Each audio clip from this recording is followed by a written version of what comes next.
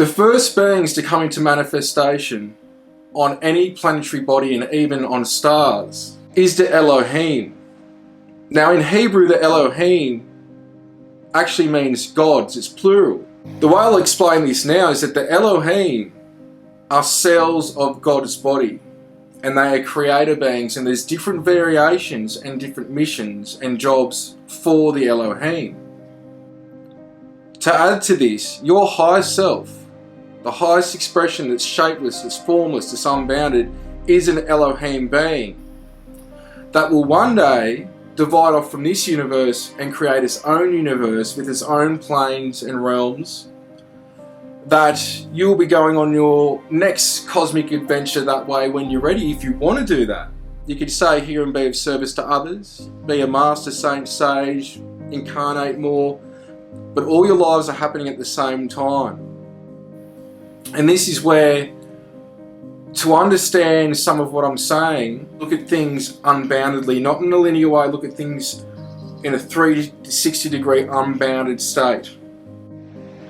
So what we've got is a situation where how the Elohim first manifest on planetary bodies and stars is they divide like a cell divides into, again, from a light blueprint level into a physical form. And at that time, they were nor male nor female, but through intention, with, we could say, the project that's in play, which we leave source to experience and gain knowledge, they could, through thought, see through God how things were meant to be in terms of how do we reproduce this in a physical state so more Elohim souls come in and incarnate for the human experience or other experiences to experience and glean and gain knowledge.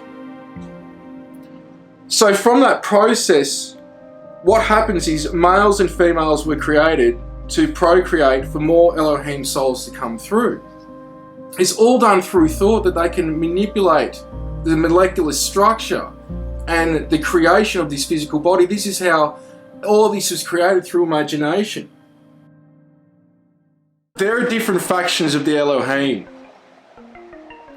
There are those that we could say are in service to self or service to others, but when I talk about Elohim, I'm talking about positive beings, and again, there's different variations of the positive ones even.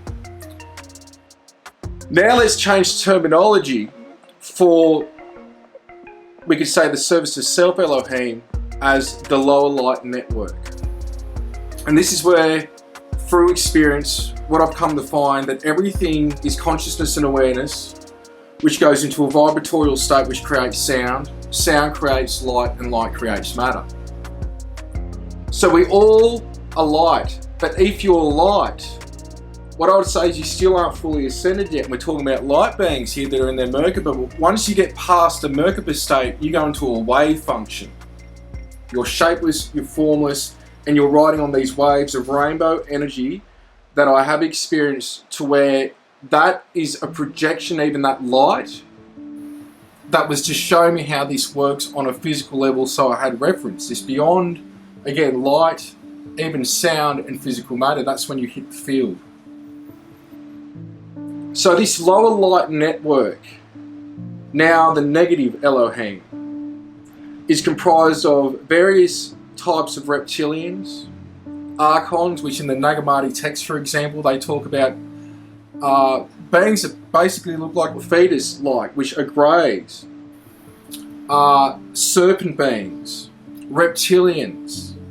And this lower light network, the original fallen Elohim, which are in service to self, again now I'll call them part of the lower light network or the archon network, they created an artificial intelligence to hold a frequency that was to assist them with staying in the original state when they manifested into physical reality, which still gave them trans-dimensional capabilities to stay in that state so they could, we could say, dominate, create and control a reality that they wanted. Through certain events that are unfolding, we're seeing things play out by the day in terms of a control mechanism and network, and eventually this will be knocked out by source, which is happening through the transmissions through the center of this galaxy hitting the stars, which are creating, we could say, solar events.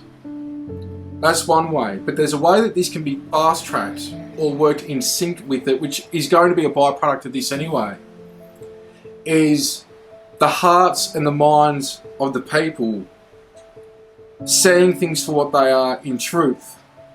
And from that place, transforming the reality. Where we are, we could say, compared to galactic center, and energetically, there are times and cycles in the past where we've had capabilities which we always have, but we could say for some they're either dormant or they're unknowingly accessible. Things like telepathy, levitation, bilocation, inner vision, going beyond a five sense reality of sight, sound, touch, taste, smell, which can all be used for multidimensional communication, but also feeling, thought transfer in the mind's eye.